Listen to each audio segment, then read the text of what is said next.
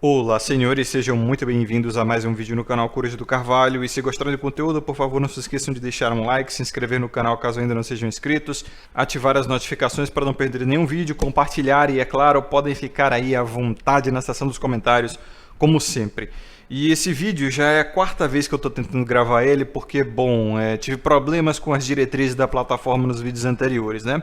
E esse vídeo é uma inspiração direta daquele vídeo do Raccoon chamado Os Homens Solteiros Não Estão Perdendo Nada. Esse vídeo envelheceu muito bem, tá? Ele tá aqui no comentário fixado, não tô botando mais links na descrição para evitar problemas aí com os metadados do vídeo. E o que o Raccoon basicamente fala naquele vídeo? Bom, que o casamento, ele há muito tempo se tornou uma instituição falida e enganosa, né? E que os homens que não estão entrando nessa negociação, eles não só não estão perdendo, como estão ganhando, né? Ganhando tempo de vida, ganhando qualidade de vida, mantendo o seu patrimônio e tal, ou minimamente deixando de perder, né? O que configura um ganho, querendo ou não. Então eu quero ir além, né? Como vocês viram aí no título do vídeo, né? Os homens em celibato não estão perdendo nada. E como eu disse no vídeo anterior, a gente tem que acabar com essa narrativa completamente enganosa de que os homens eles estão em celibato involuntário. Isso não existe. É uma narrativa, além de vitimista, genocêntrica também, se você parar para pensar, né? Porque ela tira o poder de escolha da própria vida da mão dos homens, né? E põe na mão das mulheres, do tipo, você não está as rejeitando, foram elas que te rejeitaram, você não tem poder de escolha e tal. Isso aí é falácia pura, e pelos motivos os quais eu discorri no vídeo anterior, né? No mundo de hoje é muito fácil conseguir relacionamentos líquidos. Na verdade, estatisticamente, esse é o mundo mais fácil para conseguir esse tipo de relacionamento. E se existem pessoas em pior situação que você, claramente, tá? Que estão conseguindo esses relacionamentos, é porque o problema não é coisas que estão além do seu controle, como, sei lá, a sua aparência ou coisa do gênero. Porque mesmo se você tiver uma renda muito baixa, ainda tem o famigerado fluxo, né? Ainda tem os shows da MC Pipoquinha e toda essa cultura que a gente conhece. Então, como diz ditado, né? Quem quer dá um jeito, quem não quer dá uma desculpa. Então, o que acontece de verdade é que o cara cria o próprio celibato porque o sistema de valores dele não coaduna com os preços e com os riscos necessários para ter esse tipo de relacionamento hoje em dia. Então, daí vocês veem como é uma narrativa muito mais coerente e muito mais madura, né? Muito mais adulta mesmo, que traz mais responsabilidade para a vida do cara, do tipo, eu escolhi não fazer parte de uma negociação que é ruim para mim, que eu não acho vantajosa, recompensadora e ponto. Isso põe o poder nas mãos dele e isso faz ele finalmente conseguir encarar o que ele vai fazer depois daquilo. Beleza, eu tomei essa decisão e agora, né? Tenho que tancar a minha decisão. Enquanto o cara que ele fica nessa narrativa do que não, eu fui excomungado, eu fui chutado do mercado de relacionamentos, ele vai agir muito como um rejeitado, né? Tem esse efeito psicológico humano que a pessoa rejeitada, ela tenta provar o seu valor para não se sentir rejeitada. Isso é muito comum em términos, né? A pessoa que termina um relacionamento geralmente deixa no ex-parceiro um sentimento de insuficiência que acaba gerando uma necessidade de se provar ali só para não se sentir rejeitado, né? É isso que eu vejo muito desses caras que tem essa narrativa de celibato involuntário. Eles parecem ser os mais relutantes, cara, os que mais remoem a situação do tipo, ainda quero me provar, ou eles estão só esperando uma oportunidadezinha, né? Uma migalhazinha para voltar para a plantação. Agora, quando o homem sabe e sente que decidiu criar o próprio celibato, aí ele já fica muito mais seguro na sua própria decisão, né? Ele faz as pazes com as próprias escolhas e segue em frente. Então, assim, nesse vídeo, eu não vou falar o óbvio, né? Eu não vou falar a vocês a respeito dos riscos que os relacionamentos casuais hoje estão gerando, né? Riscos biológicos como doenças, riscos sociais, riscos legais. Isso aí todo mundo já está cansado de saber, até porque se você tiver aí meramente alguns meses de comunidade masculina, você já deve ter ouvido a respeito disso pra caramba. E até porque os homens nem se interessam tanto por isso, né? Os riscos nunca foram um grande impeditivo para os homens se relacionarem casualmente. Para o homem, os relacionamentos, sejam casuais ou duradouros, sempre vão valer o preço de qualquer risco, né? É só você ver, por exemplo, a história humana até então. Homens literalmente dão a vida por isso, né? Grandes líderes de nação conseguiam motivar os homens a participarem de guerras que eles mesmos criavam por mais poder, justamente recompensando os homens sobreviventes com algum tipo de validação ou crédito social ali, para fazê-los atrair parceiras. Então, assim, se o homem ele valoriza mais os relacionamentos do que a própria vida, cara, não adianta eu dizer aqui a respeito dos riscos. E tem uma coisa também que eu estou percebendo, é que os caras estão vendo os meus argumentos mais como uma desculpa do que um alerta, né? Quando eu digo aqui, é natural que os homens valorizem mais os relacionamentos do que a própria vida, olha a sua história. Os caras vão usar esses mesmos argumentos contra mim para justificar betagem, para justificar manginagem ou algum tipo de corrida suicida por relacionamentos. Como se fosse uma desculpa mesmo. Eu falei, cara, isso aqui não é um manual, tá? Isso aqui é um alerta. Os caras até vêm com essa, né? Mas Coruja, a validação feminina pro homem é algo de muito valor, cara. Não tem como a gente não se deixar levar e tal. É um determinismo biológico. E aí eu digo, pô, irmão, beleza. É um instinto masculino, um determinismo biológico. A gente tem esses gatilhos mesmo para buscar esse tipo de validação. Mas o que é que te difere de um animal? Não é a capacidade de escolher? Não é você ter controle sobre seus instintos? Então, peraí. Você tá buscando desculpa para betar ou o quê? Tipo, eu é que não vou ficar fazendo policiamento anti-betagem de marmanjo na androsfera, né, irmão? Pelo amor de Deus, ouvinte. Eu tenho mais o que fazer. Mas fica o questionamento aí para vocês, né? Parece que a comunidade masculina faz um esforço para entender as coisas erradas ou mesmo para justificar a própria escravidão, sei lá. Os caras ficam nessa do tipo, não, um determinismo biológico, logo eu não consigo, nem posso e nem deveria controlar. Apenas aceite. E, mano, isso é meio que narrativa de escravo, né? Se a gente for pro lado filosófico da coisa, falar do real determinismo filosófico, a gente vai ver aquela máxima, né? O homem é determinado e livre, de tal forma que ele não pode escolher não ser livre. Porém, ele é determinado pelos próprios desejos. E a forma mais chula de escravidão é a escravidão das paixões, né? Como diria o próprio Epicuro, como diriam os gregos, né? Principalmente os epicuristas estoicos. Então, se a gente partir de uma visão materialista da liberdade, a gente vai cair em Schopenhauer, a gente vai cair em Nietzsche, a gente vai cair nesses filósofos mais modernos que vão falar que a liberdade é realmente se reinventar, né? Principalmente a partir dos modos sociais. Então você veja que os gregos eles falavam mais de disciplina, eles falavam mais de equilíbrio, eles falavam mais de se livrar das paixões, e os materialistas, já que eles viviam numa época muito mais urbanizada, já surgia aquela noção de padrões sociais a se quebrar e tal, e a gente percebe isso também na narrativa contemporânea, né? Como as pessoas elas têm essa existencialista, né? De criar a sua própria identidade, criar os seus próprios valores, além e aquém das determinações sociais. Só que no fim das contas essa parada toda acaba ficando gentrificada porque todo mundo começa a pensar assim e aí gera meio que um novo padrão. E por mais que pareça que eu estou fugindo do assunto, não, faz todo sentido. Porque tem muito cara que acha que o problema da libido dele é uma coisa biológica, quando na verdade tem muito mais a ver com uma questão social. O cara ele se esforça mais para parecer comedor do que para realmente atender os próprios desejos da carne. É mais um desejo social que ele quer suprir. E isso eu percebo claramente nos argumentos dos homens dentro e fora da androsfera. Porque beleza, vamos pegar esse negócio da libido. Libido por libido, o cara ele consegue se satisfazer sozinho, né? Só com um material adulto e as próprias mãos, certo? Beleza, mas aí pode surgir o argumento de que ele quer algo mais tátil, algo mais sensorial, serviço completo. Daí, por que esse cara não investe numa doll, que a longo prazo é bem mais barato? Porque a gente sabe muito bem que relacionamentos líquidos são caros e extremamente arriscados. Uma doll, cara, se você tiver um mínimo de disciplina financeira, você consegue comprar uma aí com a grana que você gastaria ao longo de, sei lá, um ano e meio, 2 anos de casual. Mas beleza, eu vou entender se o cara disser o argumento do eu quero calor humano, coruja, eu não gosto dessa coisa artificial, me sentiria estranho, não é minha praia, não é o meu gosto pessoal. Beleza, eu entendo perfeitamente. Então por que esse cara não está indo para profissional? Eu sei que muitos aqui são consumidores assíduos de profissionais e até entusiastas, né?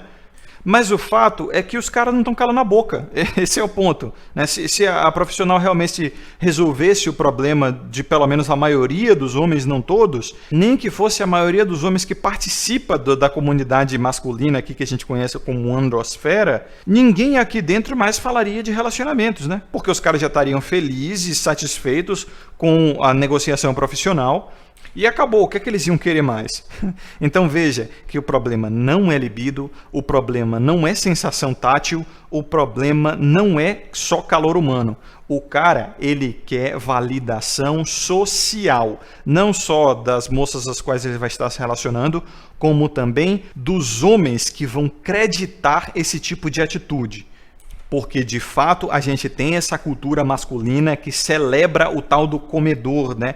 E, como eu já disse a vocês, é um determinismo neurocientífico humano atingir níveis viciantes de prazer quando se recebe validação social, né? Principalmente do grupo que se admira. Então, como o Trunks diria, cara, homem é muito fofoqueiro também, principalmente a respeito de suas peripécias íntimas. O cara, ele não quer só fazer, ele quer mostrar, não é? É por isso que tem aquele ditado, quem come quieto come duas vezes. Ou come sempre, ou nunca passa fome, sei lá como é o ditado na sua região aí. Então, quando vem essa narrativa do cara que se acha celibatário involuntário, dizendo que, não, você ainda é celibatário involuntário se você faz a negociação profissional. Cara, quem é que decide isso? Aonde que está escrito? Quem é que determinou isso? Aí o cara vai dizer, não, é a sociedade, é o grupo, nós mesmos aqui que decidimos. Então, você percebe que o que ele está atrás é de uma validação social. Não é a validação íntima dele, né? Não é o prazer que ele vai receber no ato. É como ele vai mostrar isso para o grupo. E por mais que o cara diga, não, eu não me sinto validado, eu não me sinto bem, eu não me sinto satisfeito quando é com um profissional, não me sentiria bem. Eu entendo e até compartilho desse sentimento, mas veja só como é uma necessidade social. Porque no método profissional não tem aquele nível de intimidade, não tem aquele nível de conexão social. O cara, ele quer sentir que está cumprindo uma função social na vida de alguém e não só uma função financeira. Então você percebe isso quando o cara ele vem também com esse argumento de atração genuína, que é uma das coisas mais bobas que eu já ouvi na minha vida. Que é puramente romance, cara. É exclusivamente uma ideia romântica de que, não, ela tem que estar envolvida comigo, ela tem que estar apaixonada, ela tem que estar com aquele sorriso bobo de criança. E se não for genuíno, não vale. E tá vendo aquele cara ali, não é genuíno. Logo, toda aquela relação é descreditada. Nada daquilo vale a pena. Talvez seja até uma narrativa que o cara ele cria na própria mente para não se sentir tão mal por não ter, né? Como diz aquele ditado, quem põe defeito quer comprar. Então, quando o cara ele vem com esse argumento de atração genuína, eu já sei que é ginocêntrico. Eu já sei que é mangina em negação, porque o nível de satisfação dele depende exclusiva e diretamente do nível de satisfação da moça em questão. Tipo, ele não consegue se satisfazer se a guria não tiver genuinamente atraída. Isso é ou não é romancezinho, cara? É comédia romântica do Adam Sandler. Então, a partir daí, ele gera um sistema de valores ginocêntrico, onde ele acredita os homens somente a partir do quanto ele consegue satisfazer as mulheres, do quanto elas estão genuinamente atraídas por ele, né? Então, como diz o ditado, né? Quem com ferro fere, com ferro será ferido. Aí o cara vem, isso aí é atração negociada e tal. E aí tu chega e responde, tá, e você que não tem nem a genuína e nem a negociada? E aí ele pode dizer, não, negociada todo mundo pode ter, porque é só ter um pouquinho de dinheiro no bolso e tal, e eu não quero porque eu não me valido com uma atração negociada e tal, eu não vou ficar fazendo papel de bobo assim, isso é uma carteira ambulante. Então aí você vê, né, que é o cara simplesmente com o sistema de valores dele, escolhendo não participar de uma negociação que para ele não vale a pena, ou seja, é voluntário, cara. Então eu sempre vou partir daquela, né? Se você está satisfeito com a negociação, que se dane o resto. Havendo consentimento e maioridade ali, irmão, tá tudo tranquilo. Tu pode ficar tirando onda do velho da lancha, mas o velho da lancha não tá nem aí, ele tá felizão. E para ele vale a pena porque ele tem muita grana para gastar. E eu sempre vou ver a aparência como um dos artigos de atração, tão válido quanto qualquer outro. Porque a gente sabe que os artigos de atração do homem são status, dinheiro, fortes emoções e aparência. E pra mim, cara, esses 4 aí têm o mesmíssimo valor, tá? Você pode ficar aí hipervalorizando emocionalmente a aparência, porque não, o artigo de atração da aparência é muito mais valoroso, porque tem a questão da atração genuína, tem a questão disso, daquilo. Pra mim, cara, esses 4 aí têm o mesmo valor, eles são praticamente a mesma coisa, e quem tem unha maior que suba na parede, né? Não que eu ache que ficar atraindo e seduzindo é uma coisa valorosa, mas o cara que ainda está no mercado de relacionamento, se para ele vale a pena, né? E se ele é bonito, mas não é rico, não sabe gerar fortes emoções e também não tem status, aí ele vai nessa. Se ele tem grana, mas não tem status, nem aparência, nem sabe gerar fortes emoções, ele vai nessa. Se ele tem 2, 3 desses 4 artigos, ele vai seguir nessa. Enfim, qualquer combinação aí que seja, ele vai fazer valer e vai fazer o melhor aí, né? Competindo com outros machos, como a boa e velha seleção sexual humana prega. Então, se você for meramente honesto consigo mesmo e um pouquinho inteligente para se conhecer, né, você vai notar que no fim das contas, o cara que ainda está no mercado, seja para relacionamentos a médio e longo prazo, a curto prazo, só o casualzão, tanto faz. O cara que ainda não está em celibato, ele não está nessa para satisfazer a própria libido, nem necessidades táteis, muito menos a necessidade de calor humano. Ele está nessa para satisfazer uma necessidade social, porque ele quer fazer parte de um grupo de homens que ainda estão na ativa. E quanto mais você olha para dentro de si e começa a se conhecer, mais você nota que, no fim das contas, você só está nessa por repetir padrões. Você vê a sociedade cultiva muito isso, valoriza muito isso, e aí você sente que está perdendo tempo se não tiver mordendo alguma coisinha, né? É o que um ouvinte uma vez falou para a Epifania, e ele falou isso num vídeo, foi naquele vídeo da enantiodromia, se não me engano, né? Que era um cara jovem, assim, que estava querendo sair da degeneração, estava querendo sair dessa coisa de balada e bebedeira e tal, porque ele tem uma criação católica, e ao mesmo tempo, quando ele conseguia ficar assim umas semanas sem ir para esses ambientes, sem fazer nada, ele via os seus amigos, né, postando fotos e bumerangues e rios e não sei o que no Instagram, e via nas redes sociais em geral, amigos dele nessas farras, etc. Ele sentia que estava perdendo alguma coisa, que estava perdendo tempo, que estava perdendo a juventude. Então eu sei que a partir disso, muitos de vocês já estão se identificando aí, né? Ao falar isso, eu estou me comunicando diretamente com a realidade de muitos de vocês. Então vejam aí que no exemplo desse ouvinte do Epifania, o sentimento de estar perdendo tempo só acometeu a ele no momento que ele teve contato com uma comunidade de pessoas que ele valoriza, no caso esses amigos, né, que estão se comportando de uma maneira, e a partir daí ele quer fazer parte daquele grupo, ele quer fazer o mesmo, né?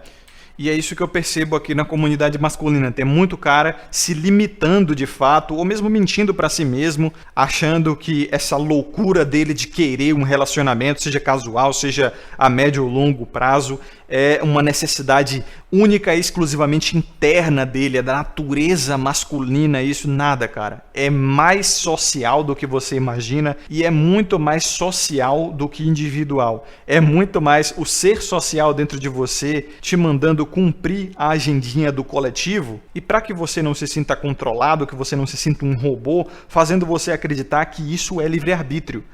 Porque esse é o básico de neurociência, tá? O que a gente acha que é a nossa liberdade, o nosso livre-arbítrio, a nossa própria governabilidade é, na verdade, uma cacetada de referências, de bagagens psicológicas e emocionais e sociais que a gente vem sofrendo ao longo do nosso desenvolvimento. E é exatamente por isso que você muitas vezes se vê fazendo um monte de besteira e se arrependendo no dia seguinte e jurando para si mesmo que não vai fazer mais aquilo. Do tipo, ai, nunca mais eu vou beber, nunca mais eu vou beber. Por que que eu fiz isso, cara? Por que que eu gastei tanto naquela festa? Por que que eu fui brigar na balada? Ou sei lá. E é por isso que eu digo, né, mano? A própria consciência humana, ela é um golpe. E ela precisa te convencer de que você tá no controle justamente por seleção natural, tá? Os seres humanos que se convenceram disso sobreviveram mais. E é por isso que nós temos ciência e os animais não. É por isso que nós somos o Homo sapiens sapiens, né? O homem que sabe que sabe. A nossa criatividade depende disso. A nossa capacidade inventiva e curiosa depende de acharmos que estamos no controle, mas na verdade é só o nosso senso social, é só a nossa Matrix nos controlando a maior parte do tempo, se não todo o tempo. Exatamente como é mostrado no filme Matrix, e é daí que surge o argumento da emancipação, da pílula vermelha, de você estar consciente desses títeres que te controlam e não necessariamente ficar lutando contra eles do tipo, ai, ou depressivo, né? Ai, eu nunca vou ser livre, ai, eu tô ferrado. Não, cara, vai com calma. Você tem que fazer as pazes com a sua Matrix, com o seu robozinho aí e, como diria Epicuro, né? Usar os seus desejos e não deixar que eles te usem. E o processo para isso é uma jornada, tá? Não é nenhuma coisa que você vai aprender assim fazendo projeciologia, meditação ativa. Não, cara, é uma cacetada de coisas. É um conjunto de aprendizados que você vai ter que ter e várias coisas que você vai ter que fazer. E é uma jornada mesmo, como se fosse uma odisseia, uma jornada do herói, né? Mostrada, inclusive, no filme pelo Neo. O cara que se descobre, ele sai da Matrix, ele faz um monte de coisa, e a partir daí ele começa a manipular sua Matrix. Pô, aquele filme é incrível, cara. Ele é uma metáfora, assim, incrível sobre emancipação, sobre autocontrole e principalmente sobre o despertar masculino, né? A jornada do homem em geral.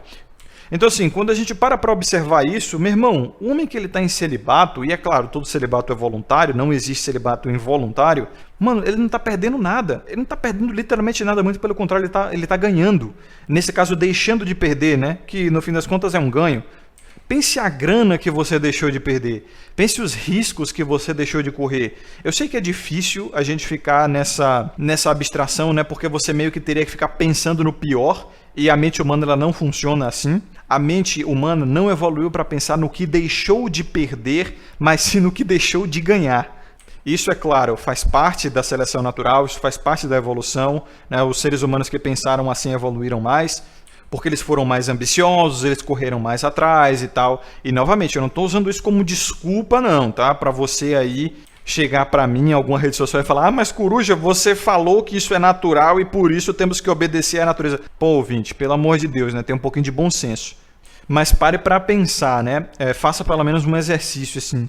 Quanto dinheiro, né, você deixou de gastar por não estar na corrida dos ratos? Quanta saúde você deixou de perder, né? Quanta paciência, quanto tempo, quantos riscos você deixou de correr. E esse é um exercício muito bom porque nos ensina até um pouco de gratidão, né? E é uma coisa que também a mente humana, ela parece ter uma dificuldade de conceber justamente por conta desse viés do arrependimento que eu citei aí, né? Que é muito observável em jogadores. Jogadores mesmo, principalmente viciados em jogos, né?